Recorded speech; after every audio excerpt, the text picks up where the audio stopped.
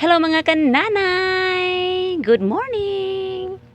Ito nga pala ang aking tindahan na pangkabuhayan showcase.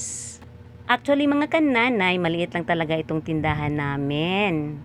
Medyo marami tingnan yung mga paninda ko kasi nagsisiksikan lang sila dyan. Sa sobrang liit ng space, hindi na nga sila makahinga eh.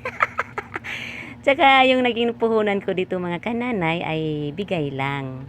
Tapos pinalago ko at inaalagaan. Katulad din kasi yan ng relasyon. Kapag inaalagaan mo at may pagmamahal, nagtatagal.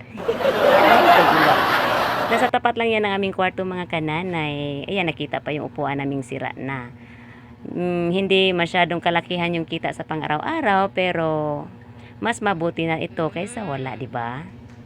Sana sa susunod pang mga taon, lumago pa ito ng bonggang-bongga. Thank you for watching.